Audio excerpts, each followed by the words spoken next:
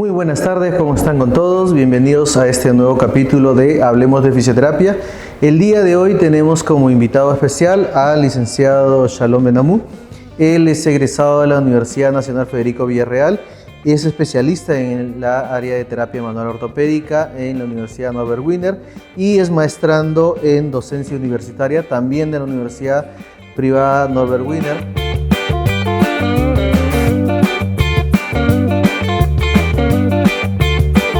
Cuéntanos un poco de ti, Shalom, que te hemos presentado esta parte inicial, pero ¿qué más? Bueno, aparte de lo que comentaste, desde el 2009 aproximadamente creé una empresa que se llama Terapia Manual Perú, que se encarga de hacer capacitaciones en forma internacional sobre fisioterapia musculoesquelética en general. Y esto también me permitió ser docente a nivel nacional y a nivel internacional, ser invitado a congresos y a universidades a dictar, y lo cual hasta ahora estoy haciendo. Desde el 2011 más o menos soy docente también de un diplomado que se ha hecho casi todos los años, excepto por el año de la pandemia. Ininterrumpidamente se realizó el diplomado por la institución NOAS, es un diplomado en fisioterapia musculoesquelética. Y desde el 2017 aproximadamente soy traductor y como instructor adjunto de Mayo Pain Seminars, que es una institución norteamericana que se encarga de dar cursos en Función seca. Función seca, así es. Sí. No, ok, muy bien, Shalom.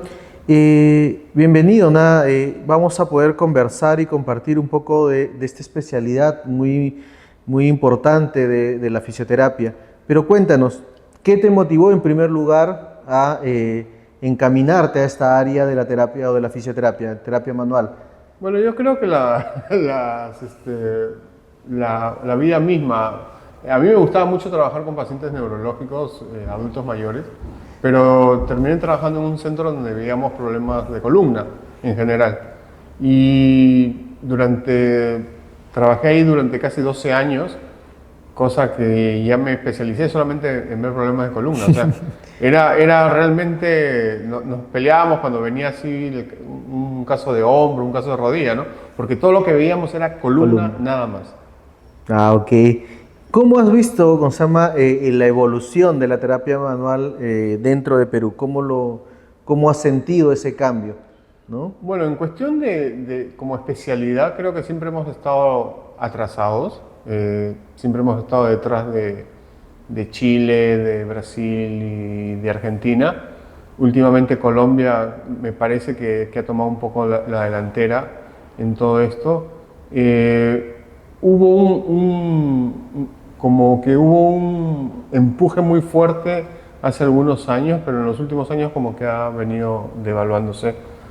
Digamos, no hay tanta asistencia a los cursos, ¿no? Hay menos gente que se quiere especializar, digamos, en la materia, ¿no? ¿Y a qué se podría referir o deber ese tema de el baja, ¿no? Porque yo me acuerdo, y esto es una experiencia que contamos en otro capítulo de este canal, es que aquí la terapia manual yo la comencé a conocer cuando yo era estudiante, y esto hablamos del año 2004, cuando el licenciado John Castro, ¿no?, que fue uno de los primeros que comenzó a hablar y a dictar su experiencia dentro de terapia manual.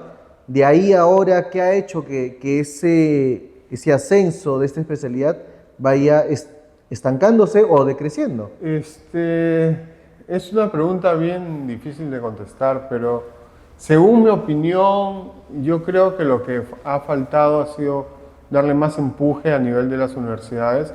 Lamentablemente la carrera se diversificó bastante y el tema de ser fisioterapeuta ahora es como ser a nivel técnico, a nivel universitario, como que se ha dividido y como que se ha esparcido un poco el tema en ese sentido. Entonces falta de repente un poco más de empuje.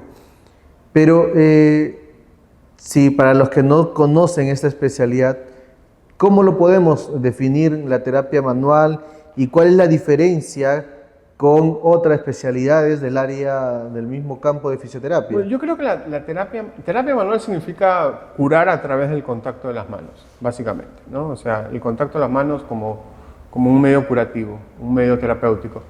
Debería ser algo, yo creo que es algo transversal a todas las especialidades, porque todos como fisioterapeutas utilizamos la terapia manual en nuestros abordajes, pero como especialidad me refiero a aquella que se dedica a la resolución de los problemas ortopédicos, traumatológicos o de dolor en todo caso.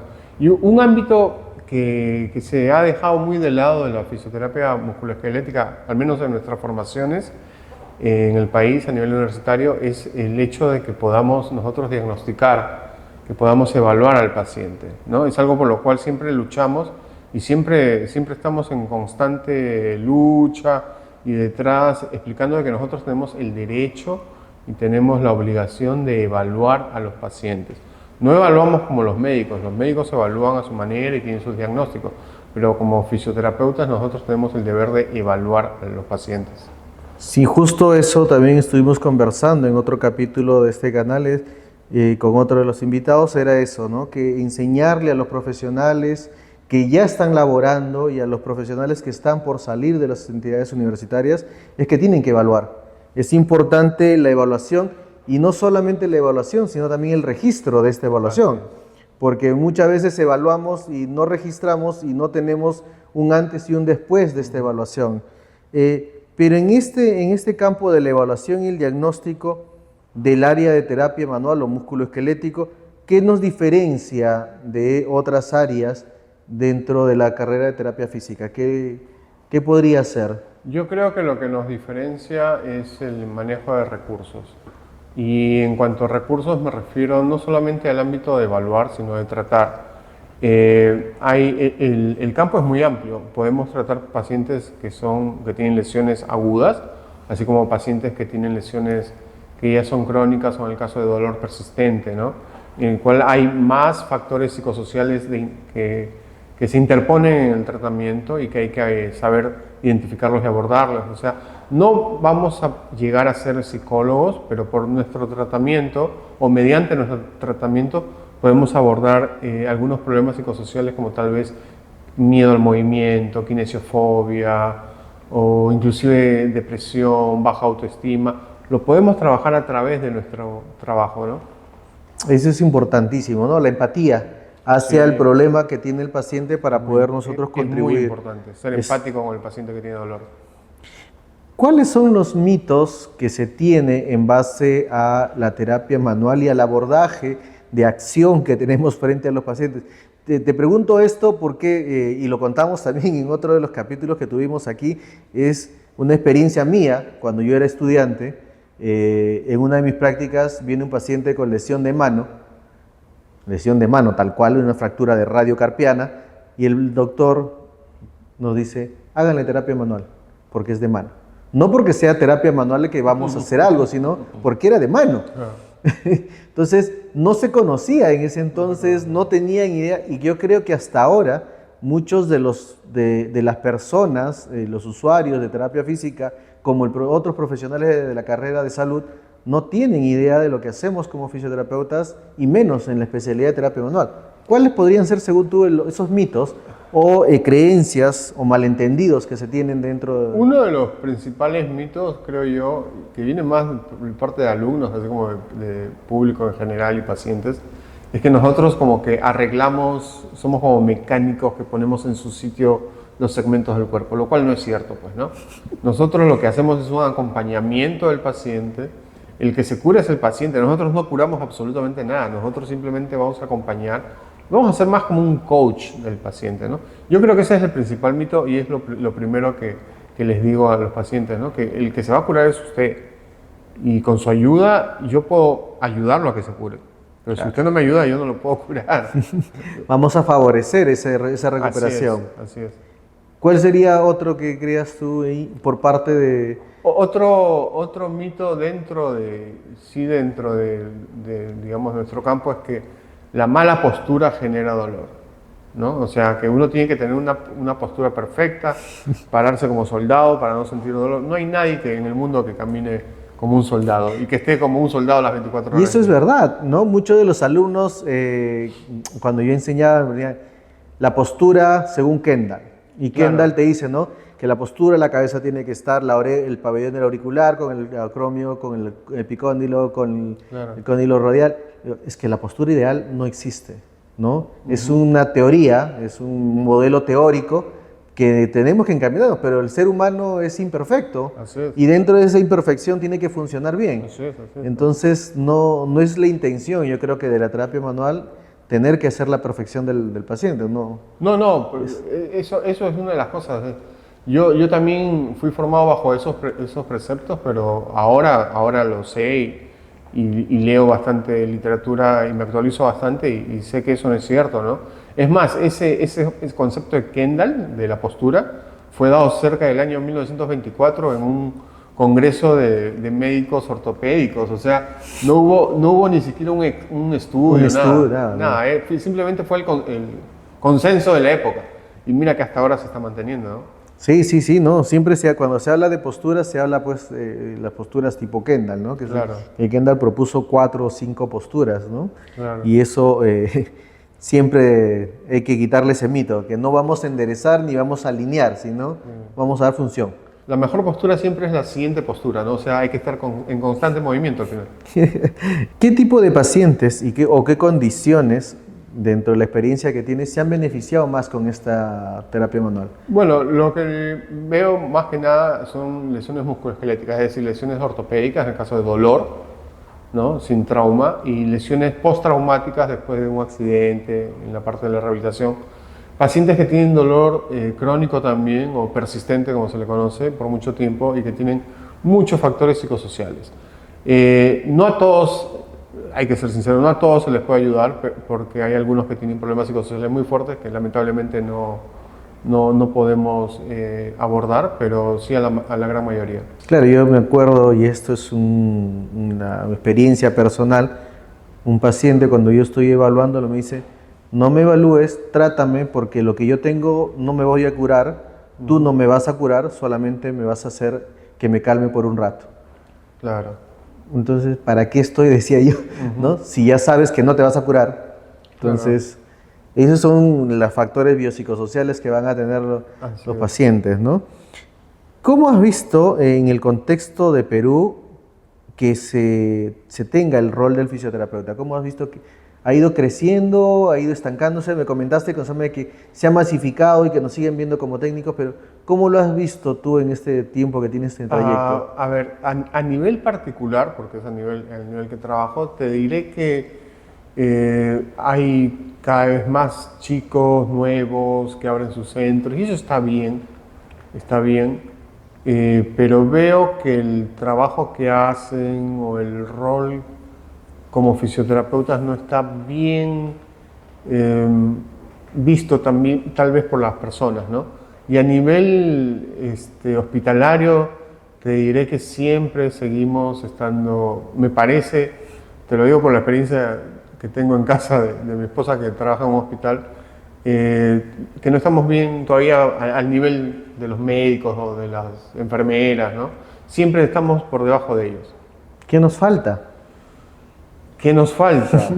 Eso es una buena pregunta. Pero pienso que nos falta, sin ánimo de ser separatista, nada, nos falta ser independientes, creo yo, y dar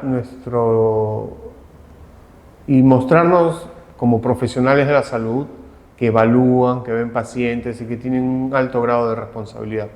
Yo creo que eso nos falta y para que nos dejen de ver como aquellas personas que solamente obedecemos órdenes, nada más, ¿no? Sí, esa es una de las cosas que se lucha y creo que, igual que tú, hay muchos que estamos en ese camino de tratar de hacer que nos valoren un poco más la profesión y la carrera que hacemos, ¿no? Porque, claro. Y más con el público en general, porque a veces los pacientes mismos están acostumbrados a que el fisioterapeuta solamente hace y no es que tiene que evaluar, diagnosticar y hacer un plan de tratamiento, ¿no? Vienen con la orden y te dicen, hazme esto. Sí, la verdad que me da gracia, a mí me causa, a estas alturas de la vida, me causa gracia cuando un paciente viene con su papelito y con las órdenes del traumatólogo. Sinceramente me río ya, porque con el paso del tiempo y con las terapias el paciente se da cuenta que lo que hago es otra cosa completamente diferente, ¿no? ¿Cómo sentiste, y esto lo comentamos antes de cámaras, la pandemia? ¿Qué tanto ha afectado? Bueno, a nivel particular, yo creo que fue, si te lo digo por mi parte, fue devastador, porque me quedé en un momento sin pacientes, aunque surgió la posibilidad de hacer lo mismo en forma virtual, pero creo que no lo supimos aprovechar y los pacientes no lo supieron aprovechar porque hacerlo de manera virtual incluye que el paciente tiene que tomar mucha responsabilidad de su tratamiento. Y lamentablemente eso es algo que aquejamos bastante. Los pacientes no son muy responsables. Esa es una de las cosas. Aparte que, al igual que en la docencia, no estábamos preparados tecnológicamente para poder realizarlo, ¿no? Yo creo que, y esto lo he visto en otros países también, me imagino que cuando ha salido los videos, los guías, Sí. el material que se le entrega al paciente, cómo tiene que realizarlo para que una terapia virtual en ese entonces hubiera funcionado, que nos agarró Sí, no, sin nos nada. agarró desprevenidos, ¿no? Sin nada, sin nada. Nos comentaste que eres el director y el fundador de Terapia Manual Perú. Cuéntanos, ¿cómo nació esa idea? ¿Cuál fue la finalidad? Si bien es un medio económico en el caso tuyo, pero a nivel de carrera, ¿cómo influyó ese tema? Bueno, yo salí a Argentina a capacitarme y una de las cosas que me llamaba la atención era la cantidad de cursos que había en Argentina, la oferta de cursos, ¿no? Era increíble y habían cursos, digamos, de métodos, diversos métodos muy conocidos y era increíble. Y acá en el Perú no había absolutamente nada. En esa época, a lo mucho lo que había era algún colega que se leía un libro y se le ocurría ahí a dictar su Era curso. experto. Y era experto, ¿no? Entonces, cuando estuve trabajando en una clínica, a través de la clínica contactamos a un fisioterapeuta y empezamos a hacer los cursos y ahí se me abrió la idea de abrir una empresa que se encargara de traer formaciones y hemos traído formaciones de Maitland, de Cyriax, de Mulligan, que hasta ahora sigue y es la más popular de todas, de Kinetic Control, de McConnell, o sea, todos los métodos que estuvieron de moda en aquella época y que hasta ahora siguen, nosotros los brindamos, ¿no? ¿Y cómo has sentido tú que eso ha contribuido dentro de la formación? Yo creo que contribuyó bastante porque esa generación que se formó en aquella época, de la cual tú también eres parte, profesionalmente creo que creció mucho. Creció mucho, algunos se volvieron difusores y empresarios también. Y ayudó bastante en la difusión. Pero a la fecha, y yo ya tengo cerca de 50 años, entonces estoy de salida prácticamente, veo que ese entusiasmo ha decaído. Me parece que ya la gente como que se dedicó a lo suyo nada más y se olvidó un poco de la carrera, ¿no? Y eso justo este canal es que nos llama para eso, para poder Hay que difundir aprovechar la tecnología. las nuevas tecnologías para difundirlo, ¿no? Para difundir y hacer, no, y como dices, el tema de los cursos, y yo me acuerdo, ¿no? En el año 2005, cuando uno egresa, no había nada. No hay nada. No había nada, de verdad. El único que dictaba el curso de terapia manual era John Castro, como habíamos mencionado, y no había otra cosa.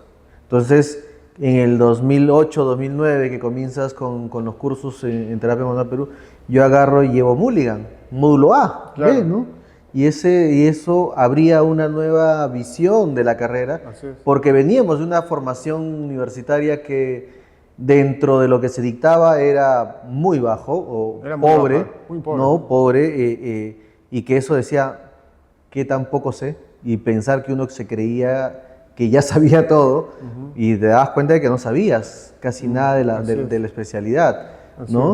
Así es. Y eso, tú que eres docente universitario, ¿Cómo lo ves o cómo has ido impartiéndolo dentro de los estudiantes, este bichito de querer seguir capacitándose? Porque es importante la capacitación. Siempre he tratado de decir a los alumnos que uno, cuando entra a estudiar algo de salud, nunca deja de estudiar, siempre hay que estar capacitándose. Ese es, no sé si el beneficio o la maldición de ser trabajador de salud, pero siempre hay que estar capacitándose, pero pensando en el bienestar del paciente, ¿no? Entonces siempre he tratado de implicarles esto a los alumnos, a capacitarse siempre. Ahora, a nivel universitario, si bien los currículos han mejorado un poco, pero me parece que todavía están muy lejos de lo que se dicta en el exterior, ¿no? ¿Qué nos falta ahí? Yo creo que nos faltaría más horas de especialización, tal vez contar con verdaderos especialistas como profesores. Cuando yo estudiaba habían 3 universidades en todo el país y me imagino que cuando tú estudiabas igual. Ahora hay como 12 o 13 universidades. Entonces, sí. Si bien es cierto, se ha ampliado la oferta, pero la calidad no es la misma, pues, ¿no? Son muy contadas, o no menos de una mano, las que podrían decirse que son universidades que sí son buenas formando a los alumnos.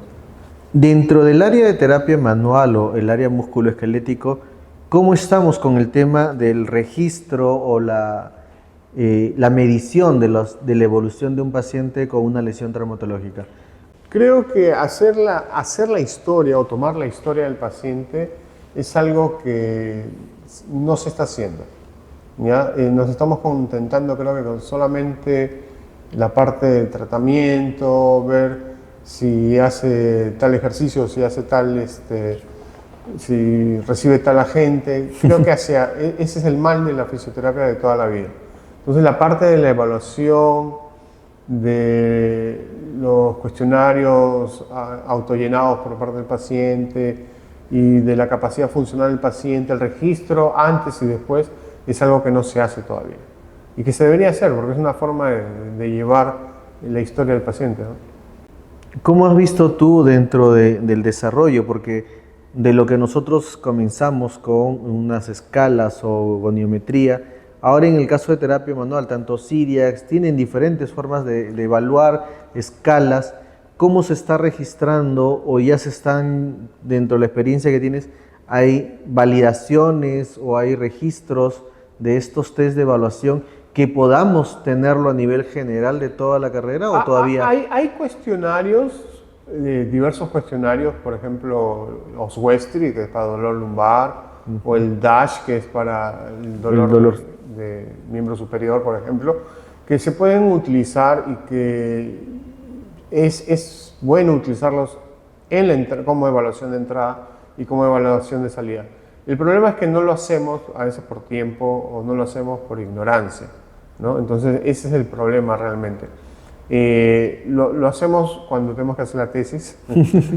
Cuando viene la tesis, ahí recién lo descubrimos, pero es algo que existe y está en la literatura. Yo creo que una de las desventajas grandes de las universidades es que los mismos profesores no leen en inglés.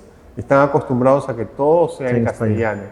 Y cuando ha sido traducido hace 10 años, hace 5 años. O sea, la información actualizada no la estamos compartiendo con los estudiantes.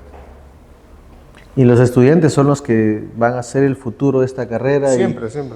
Y eso tenemos que pensar en qué futuro nos va a ir viniendo en el área de carrera de terapia física, ¿no? Porque, como dices, nosotros estamos ya en un camino en el cual ya vamos a dar paso a las nuevas generaciones, pero tenemos que dejar. Así es. ¿Cómo has visto o qué consideras dentro de tu experiencia como mayor logro dentro de la especialidad de terapia manual?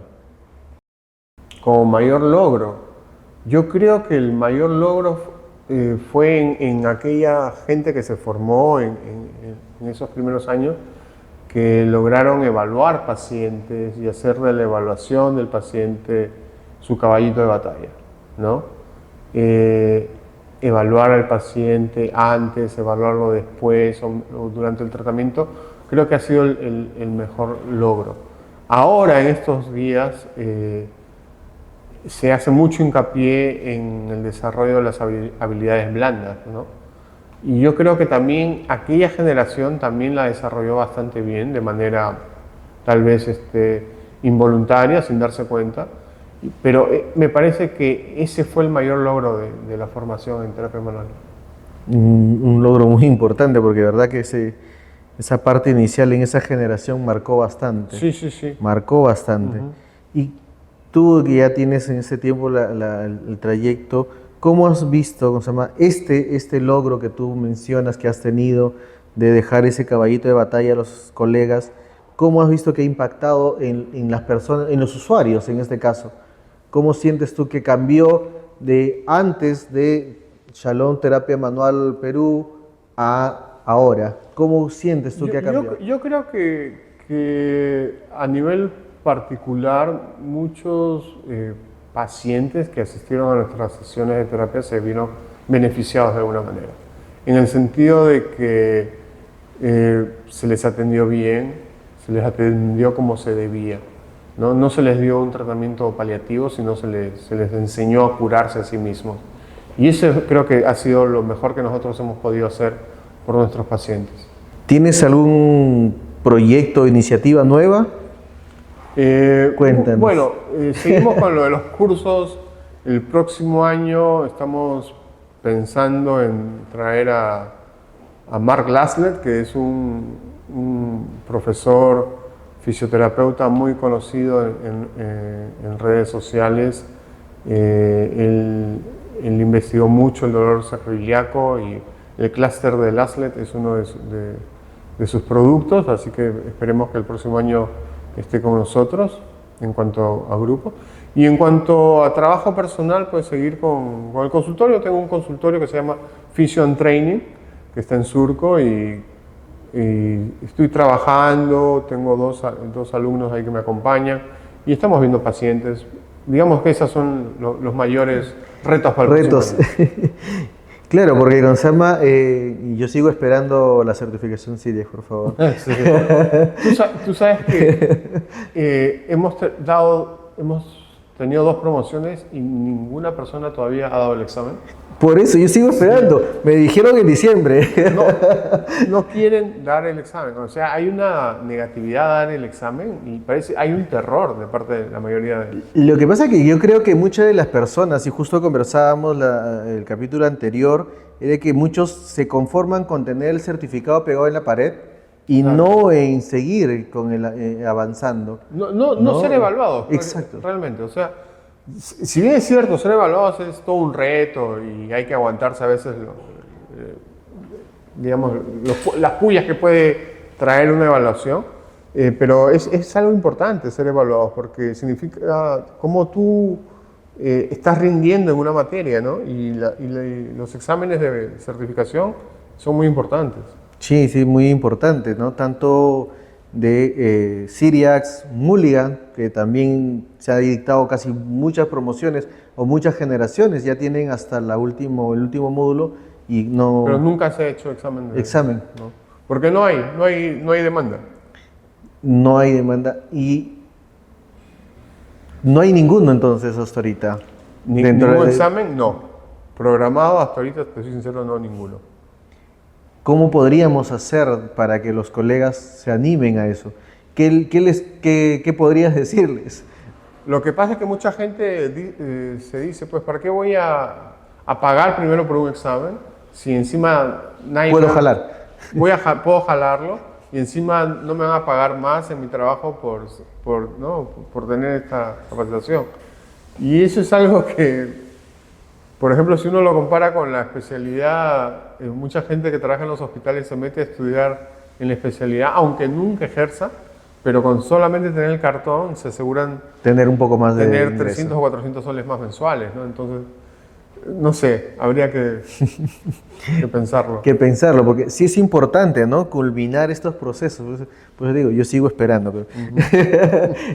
Pero si ya tienes por ahí pensado, primero que se puede apuntar, por favor, y yo creo que ya vamos uno de más de 100, creo que alumnos, ¿no?